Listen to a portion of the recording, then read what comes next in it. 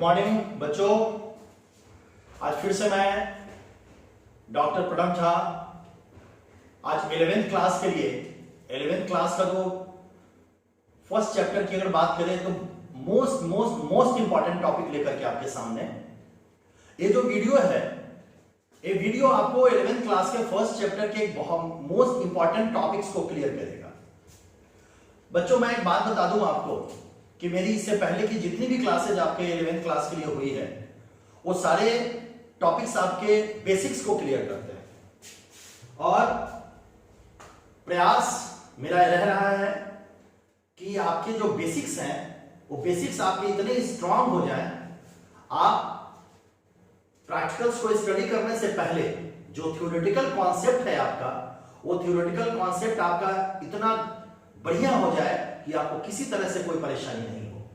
मैं अपने प्रत्येक क्लास में आपसे कहता हूं कि देखो बेटा, अगर कॉमर्स को पढ़ना है तो इसके बेसिक्स जो इंपॉर्टेंट जो टर्म्स उसे क्लियर करना बहुत जरूरी है। तो जो टर्म्स है, terms that means what? Terms that means कि जो कॉन्सेप्ट है उसको स्टडी करना हमारे लिए बहुत जरूरी है।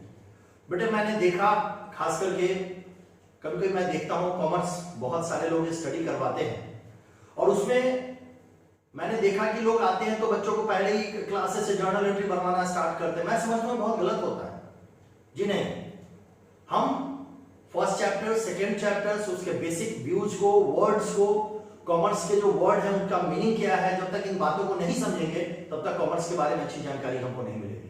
खैर बच्चों, हम अपनी क्लासेस को शुरू करते हैं और मैं चाहूंगा कि आप कोई क्लास कैसा लगता है, किस तरीके से लगता है, इसके व्यू जरूर दें।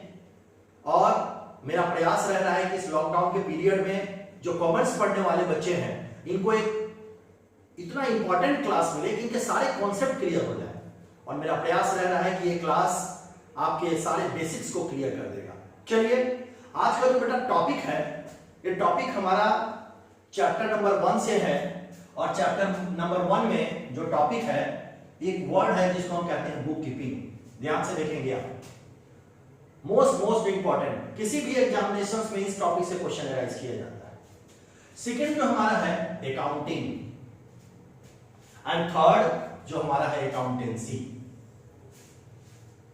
तीनों के बीच में बहुत हल्के डिफरेंस है, बहुत छोटा स्लाइटली डिफरेंस है बुक कीपिंग, अकाउंटिंग और अकाउंटेंसी के बीच में। इसको समझना हमारे लिए बहुत जरूरी है। बुक कीपिंग क्या है, अकाउंटिंग क्या है और अकाउंटेंसी क्या है। चलिए हम शुरुआत करते हैं। देखिए, सबसे फर्स्ट हम बात करते हैं बुक कीपिंग के बारे में। देखिए, बुक कीपिंग के बारे में कहता है, book keeping is the process. Book keeping क्या है? एक प्रोसेस है ऑफ रिकॉर्डिंग। रिकॉर्डिंग का मतलब मैंने क्या बताया था आपको, याद होगा पिछले क्लासेस में?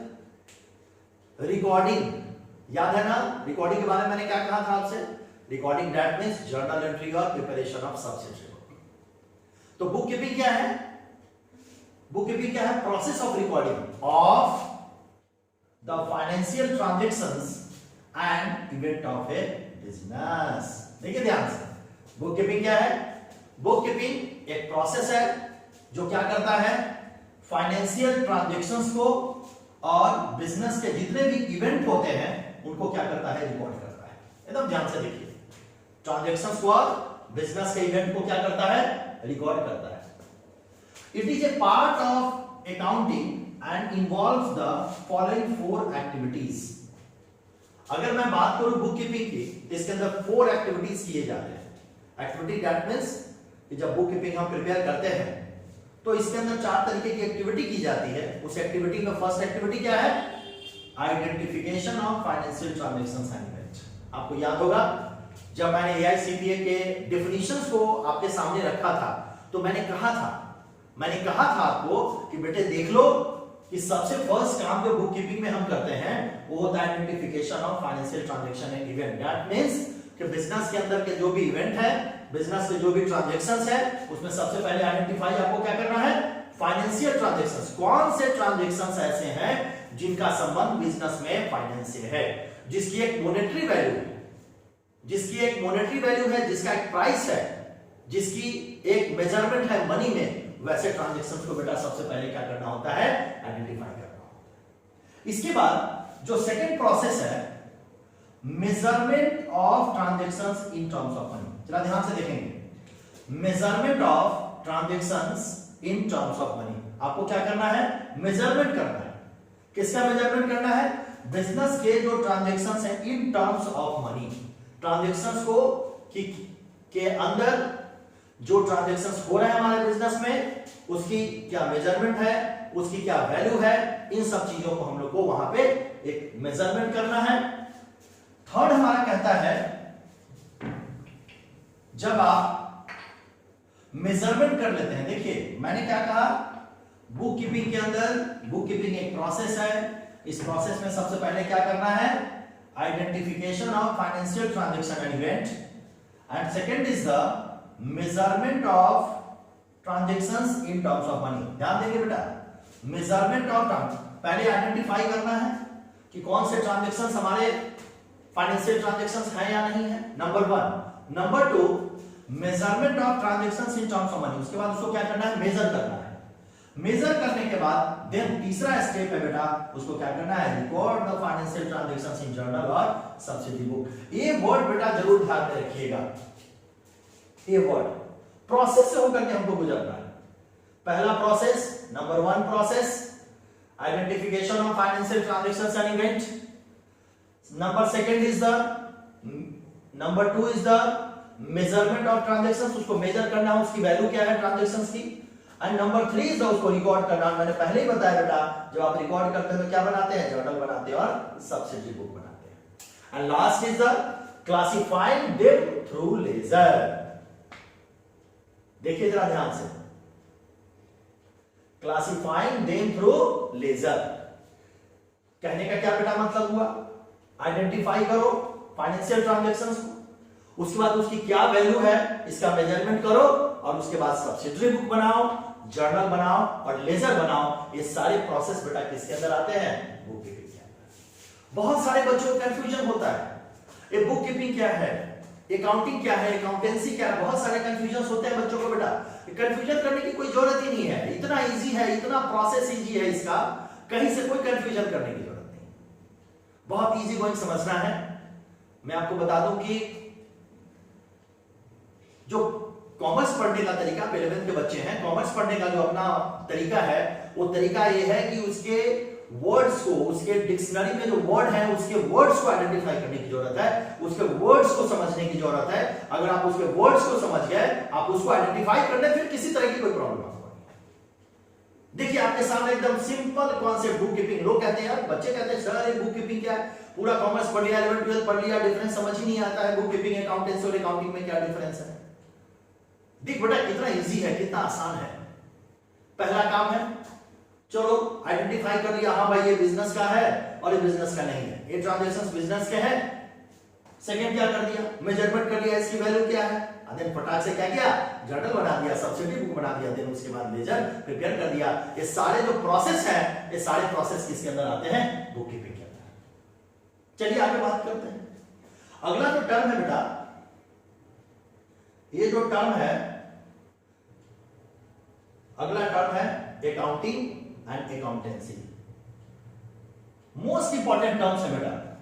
आप किसी भी एग्जामिनेशंस में जाएं,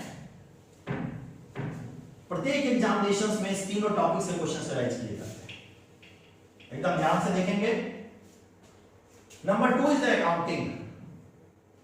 ये अकाउंटिंग क्या है, देखिए लिखता है कि accounting is a broad term. Accounting क्या है बेटा,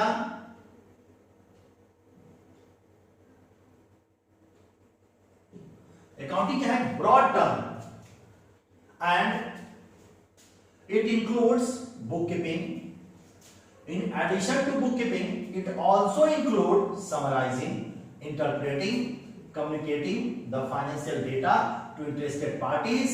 Thus accounting is a vital concept than bookkeeping. देखिए आगे मैंने जब आपको डिफिनेशन स्टडी करवाया था AICPA का, तो मैंने सारे वर्ड्स आपको क्लियर किए थे, फिर से वर्ड आपके सामने आ गया।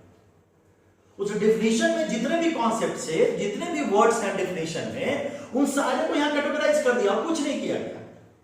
अगर सिंपल लेमैन की भाषा में बात करूं कि बुक कीपिंग क्या है, आइडेंटिफाई करना है, रिकॉर्डिंग करना है, जर्नल बना लेना है, सब्सिडी बुक बनाना है, लेजर बनाता है, इतनी सारी चीजें किसके अंदर आ गई? बुक कीपिंग के अंदर। लेकिन सर अगर अकाउंटिंग की बात करते हैं तो अकाउंटिंग में क्या होगा? बुक कीपिंग तो है ही बेटा। अकाउंटिंग क्या है? ब्रॉड टर्म है, ब्रॉड टर्म्स, व्यापक है, ठीक है। और इसके अंदर क्या आता है? इसके अंदर बुक कीपिंग तो आता ही आता है, लेकिन बुक कीपिंग करने के बाद ध्यान से देखिएगा, बुक कीपिंग करने के बाद मैंने क्या वर्ड यूज किया? समराइजिंग। जरा ध्यान दीजिएगा, समराइजिंग में बेटा क्या आता था? पिछले क्लासेस में हम लोगों ने डिस्कशन किया था। समराइजिंग में बेटा आता है क्या क्या? लेजर के बाद क्या बनाते हैं? Trial balance. क्या बनाते हैं? Trial balance. देन क्या बनाएंगे? Trading account. फिर क्या बनाएंगे? Profit and loss account. फिर क्या बनाएंगे? Balance sheet. ये सारी चीजें किसके अंदर आती है? समराइजिंग। फिर हम क्या करते हैं? जितनी भी सारी चीजें फाइनेंशियल स्टेटमेंट बनती है हमारी, सबको क्या करते हैं? इंटरप्रेट करते हैं। और इंटरप्रेट करने के बाद वहां से जो डाटा निकलता है, उस डाटा को क्या करते हैं? करेंगे उस डाटा को हम क्या करते हैं? किसको ट्रांसफर करते हैं? जितने भी लोग हमारे बिजनेस से जुड़े हुए हैं, यूजर्स। टॉपिक पढ़ेंगे हम 11th क्लास में, इसी चैप्टर में पढ़ना है। Users, users, internal user, external user. Internal user में कौन कौन लोग आते हैं बेटा? इंटरनल यूजर में आएंगे हमारे मैनेजमेंट, एम्प्लॉय। एक्सटर्नल यूजर में बैंक, गवर्नमेंट, टैक्सेशन अथॉरिटी, ये सारे लोग आते हैं किसमें? एक्सटर्नल यूजर में। एक एक लोगों को अकाउंटिंग के इंफॉर्मेशन की जरूरत होती है। फाइनेंशियल स्टेटमेंट जो रिपोर्ट आपको करता है, आप फाइनेंशियल स्टेटमेंट बनाने के बाद, आप बुक कीपिंग और अकाउंटिंग करने के बाद, बुक कीपिंग और अकाउंटिंग करने के बाद, जब आप उस इंफॉर्मेशन को आप किसको देते हैं? जितने भी यूजर्स होते हैं उसको आप ट्रांसफर करते हैं। ये सारे प्रोसेस किसके अंदर आते हैं? अकाउंटिंग। देख बेटा कितना आसान। अब इसको लेमैन की भाषा में समझते हैं। लेमैन कहने का मतलब क्या? बुक कीपिंग क्या करना है? बिजनेस कर रहे हैं, आइडेंटिफाई करना है, देन उसके बाद उसको क्या करना है? मेजरमेंट करना है। मेजरमेंट दैट मींस कि अगर ये मार्केट सेल हो रहा है तो इसकी प्राइस कितनी है। तो जितने भी ट्रांजैक्शन इवेंट है उसकी क्या होनी चाहिए? प्राइस होनी चाहिए, कीमत होनी चाहिए। उसके बाद क्या करेंगे? जर्नल बनाएंगे, सब्सिडी बुक बनाएंगे और लेजर बनाएंगे। ये सारे प्रोसेस किसके अंदर आ गए? बुक कीपिंग में। और बेटा जब इससे आगे बात करते हैं, इससे जब आगे बात करेंगे तो क्या अकाउंटिंग आ गई। अब अकाउंटिंग में क्या करना है? समराइजिंग करना है। अकाउंटिंग के बारे में कहा कि accounting is a broad term.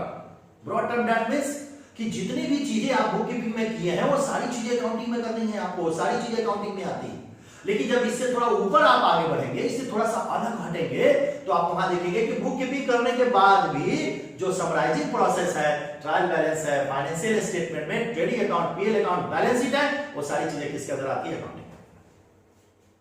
और क्या करेंगे? इंटरप्रेट करेंगे और उसके जो इंफॉर्मेशन है वो जितने भी इंटरेस्टेड पार्टीज हैं, इंटरेस्टेड यूजर्स हैं, उस तक हम उसको क्या करेंगे? कम्युनिकेट करेंगे। बात समझ में आ रही? कहीं कोई दिक्कत बेटा?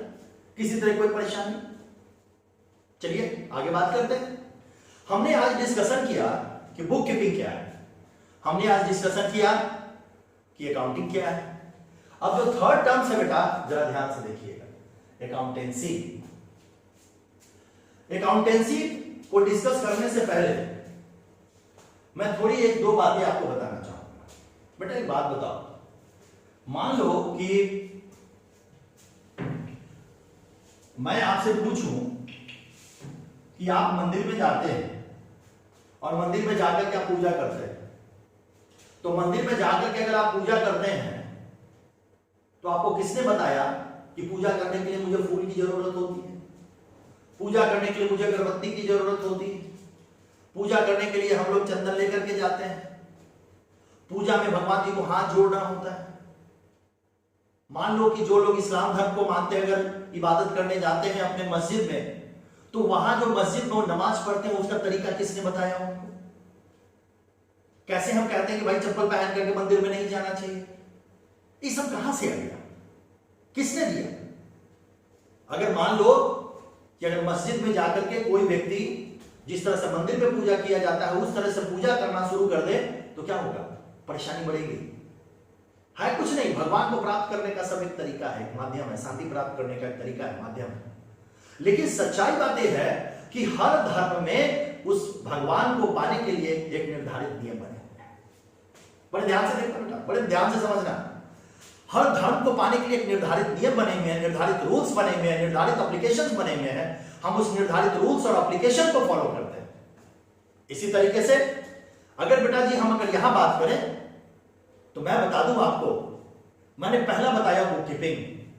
मैंने आपको बड़ा आसान सा कह दिया, आइडेंटिफिकेशन करो, रिकॉर्डिंग करो, मेजरमेंट करो, उसके बाद में उसको रिकॉर्ड करो।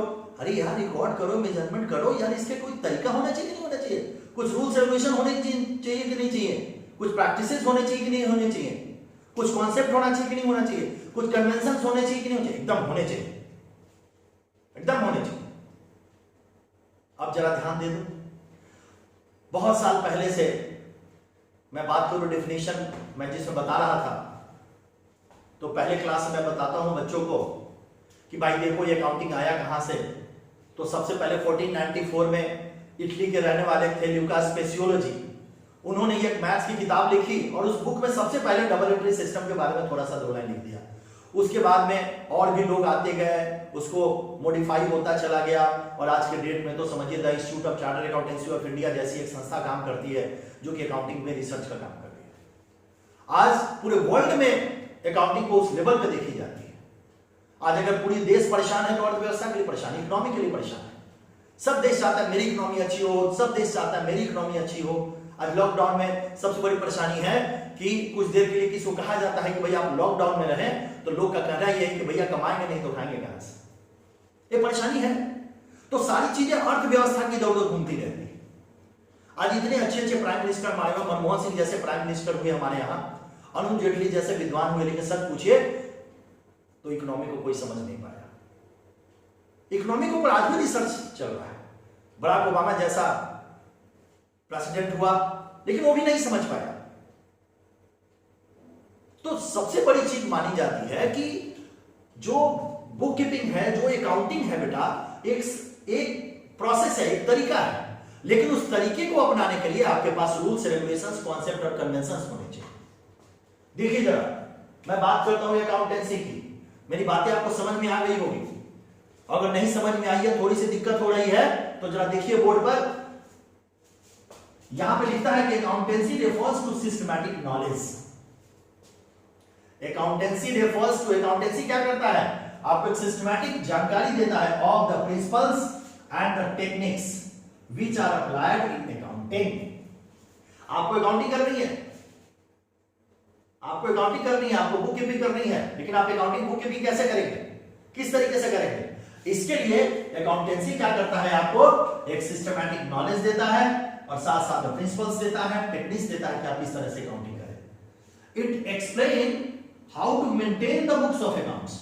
आपको जो बुक्स ऑफ अकाउंट्स बनाने हैं, जर्नल बनाने हैं, लेजर बनाने हैं, ट्रायल बैलेंस बनाने हैं, ट्रेडिंग अकाउंट बनाना है, पीएल अकाउंट बनाना है, बैलेंस शीट बनाना है, ये सारी चीजें जो आपको करनी है, how to summarise them and how to analyse and communicate to the users. कैसे करेंगे हम? प्रोसेस तो सेम है, मैंने बोला प्रोसेस तो सेम है। प्रोसेस एक सिंगल प्रोसेस है कि सबसे पहला बुक कीपिंग किया, बुक कीपिंग में जर्नल बनाया, सब्सिडी बुक बनाया हम लोगों ने, और हम लोगों ने प्रिपेयर क्या किया? हम लोगों ने प्रिपेयर किया, वहां लेजर तक प्रिपेयर किया, देन अकाउंटिंग में आ गए। और अब अकाउंटिंग में क्या किया? अकाउंटिंग में हम लोगों ने ट्रायल बैलेंस बनाया, फाइनल अकाउंट बनाया, उसको इंटरप्रेट किया, देन कम्युनिकेट किया यूजर्स को। ये सारी चीजें करेंगे कैसे? इसके लिए जो जानकारी दी जाती है, जो प्रिंसिपल्स दिए जाते हैं, जो रूल्स दिए जाते हैं, वो सारे रूल्स बेटा किसके अंदर आते हैं? अकाउंटेंसी। मुझे लगता है कि ये कॉन्सेप्ट आपका क्लियर हो गया होगा और बहुत ही आसान तरीके से मैंने आपके सामने प्रेजेंट किया है। जब आप इस वीडियो को सुनेंगे, इस वीडियो को देखेंगे, ये वीडियो मेरा YouTube पे भी है और YouTube पे अकाउंट्स बाय प्रणव झा के नाम से YouTube चैनल पे काम करता है वीडियो। तो जब आप इसको देखेंगे तो इससे सारी चीजें आपकी कॉन्सेप्ट क्लियर हो जाएगी। कुछ बच्चे अभी रिसेंटली क्लास ज्वाइन कर रहे हैं तो पहले का भी वीडियो देख सकते हैं, सारी मेरे YouTube चैनल पे, अकाउंट्स बाय प्रणव झा के नाम से YouTube चैनल पे वो काम कर रही है। और वहां से भी आप लेकर के देख सकते हैं। वैसे मैंने बच्चों के लिए जितने भी आपके व्हाट्सएप ग्रुप हैं सब पे मैं प्रयास करता हूं इसको डाल दूं। चलिए, आज हम लोगों ने अभी तक डिस्कशन किया कि बुक कीपिंग क्या है, अकाउंटिंग क्या है और अकाउंटेंसी क्या है। अब अगले टॉपिक्स के ऊपर बात करते हैं। आज एक दो टॉपिक और मैं आपको पढ़ाऊंगा, जैसे क्लास को आगे बढ़ाता हूं मैं। अगला जो टॉपिक हमारा होगा उस टॉपिक में हम लोग बात करेंगे ऑब्जेक्टिव्स के बारे में। देखेंगे ध्यान से, ऑब्जेक्टिव्स एंड एडवांटेज। जरा ध्यान से देखिए,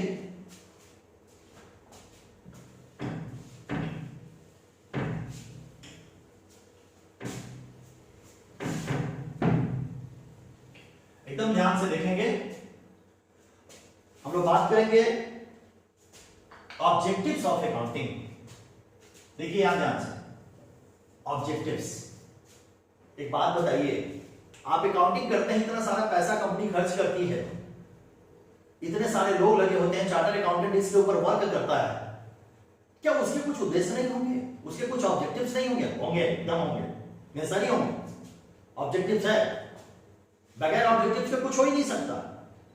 तो मैं बात करता हूं ऑब्जेक्टिव्स ऑफ अकाउंटिंग में, कहता हूं जो सबसे फर्स्ट ऑब्जेक्टिव्स है to maintain a systematic record of business transactions. देखिए जरा ध्यान से, टू मेंटेन ए सिस्टमैटिक, ध्यान से देखिए, to maintain a systematic record का क्या मतलब होता है?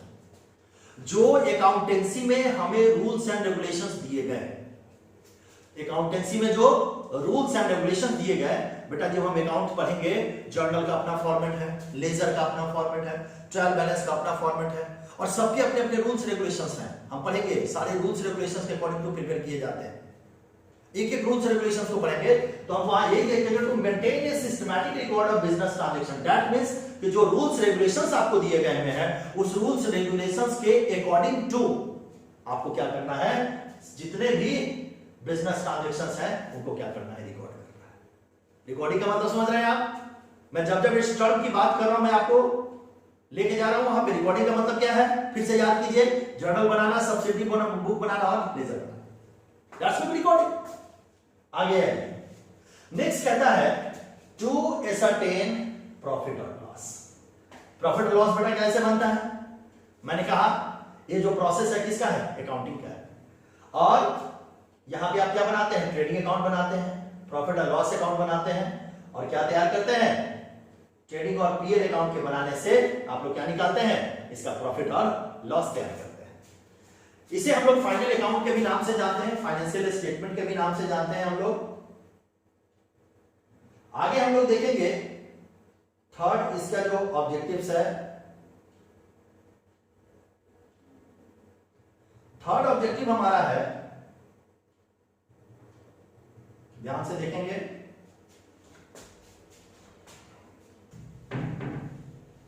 देखिए जरा ध्यान से,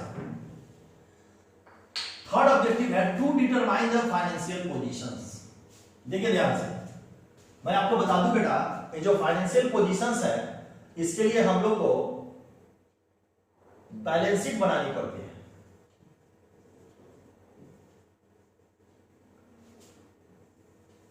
मैं थोड़ा थोड़ा आप लोगों को कभी कभी फॉर्मेट दे देता हूं, फॉर्मेट इसलिए देता हूं कि थोड़ी बातें समझ में आ जाए, थोड़ा प्रैक्टिकल कॉन्सेप्ट दिमाग में आए। बैलेंस शीट बनानी होती है बेटा, और बैलेंस शीट में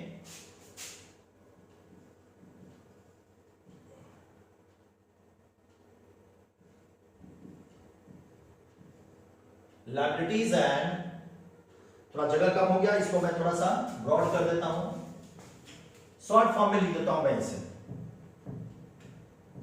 देखिए जरा ध्यान से फिर से,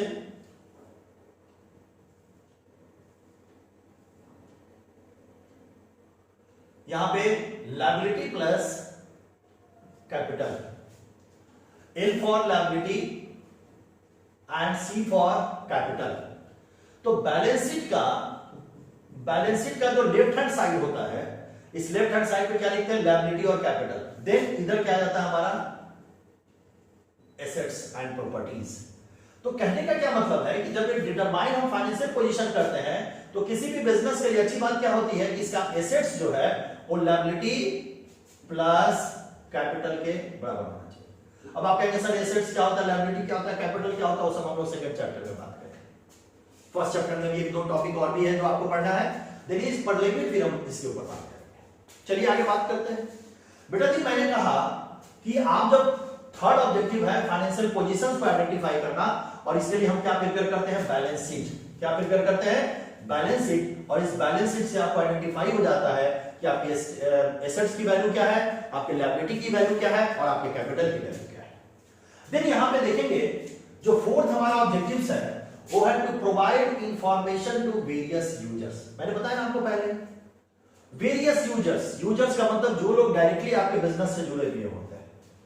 तो इन अकाउंटिंग का जो बिजनेस का इंफॉर्मेशन है एक कम्युनिकेट होना चाहिए। किसको होना चाहिए, ओनर्स को, इन्वेस्टर्स जो पैसा बिजनेस में लगाता है, क्रेडिटर्स, इंप्लॉय, गवर्नमेंट अथॉरिटी और भी बहुत सारे लोग हैं। ऐसा होता क्यों है बेटा, ऐसा इसलिए होता है कि ये जितने भी लोग आपको दिख रहे हैं, ओनर्स हैं, इन्वेस्टर्स हैं, क्रेडिटर्स हैं, इंप्लॉय हैं, गवर्नमेंट अथॉरिटीज हैं, इन सारे लोगों को क्या करना पड़ता है, इंफॉर्मेशन चाहिए। क्यों चाहिए, कि इनको डिसीजन करना होता है। और ये डिसीजन किस पे बेस्ड होता है, ये डिसीजन बेस्ड होता है इसी फाइनेंशियल पोजीशंस पे और इनकम स्टेटमेंट पे। जो आप ट्रेडिंग पीएल और बैलेंस शीट बेटा बनाते हैं, इसी ट्रेडिंग पीएल और बैलेंस शीट से जो इंफॉर्मेशन निकलता है, इसी इंफॉर्मेशन से जो ये सारे लोग हैं वो इंफॉर्मेशन कलेक्ट करते हैं। चलिए आगे बात करते हैं। नेक्स्ट जो हमारा टॉपिक है,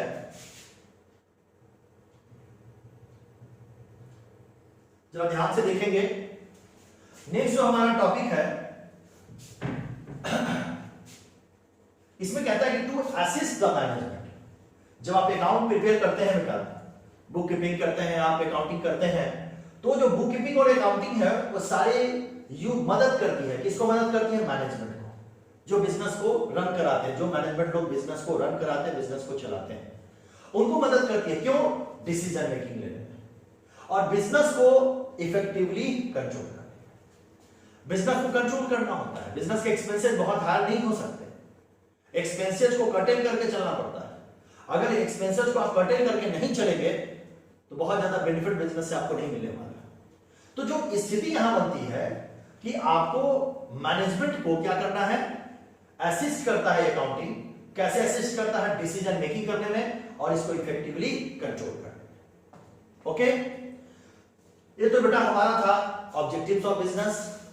एक छोटा सा टर्म और भी है, उसकी भी हम बात कर लेते हैं आज। अगला जो टर्म है एडवांटेज ऑफ अकाउंटिंग, बहुत लिंक रिलेटेड टर्म्स हैं, इसलिए मैं चाह रहा हूं कि ये क्लास में निकल जाए, इसलिए ध्यान से सुनेंगे। एडवांटेज ऑफ अकाउंटिंग,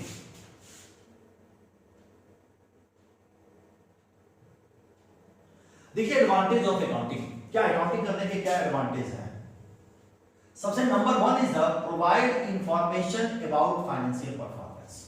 ध्यान से देखिए, ये परफॉर्मेंस क्या होता है बेटा, फाइनेंशियल परफॉर्मेंस का क्या मतलब, फाइनेंशियल परफॉर्मेंस का मतलब होता है net result of business activity of an accounting period. Accounting period क्या है, देख बेटा अकाउंटिंग पीरियड का मतलब होता है 1 अप्रैल टू 31 मार्च। कोई भी बिजनेस स्टार्ट कब से होता है, देख बेटा फर्स्ट ईयर में जब बिजनेस हम स्टार्ट करते हैं तो किसी भी मंथ में स्टार्ट हो सकता है, कभी भी स्टार्ट हो सकता है, लेकिन उसका एंड कब होगा, 31 मार्च को।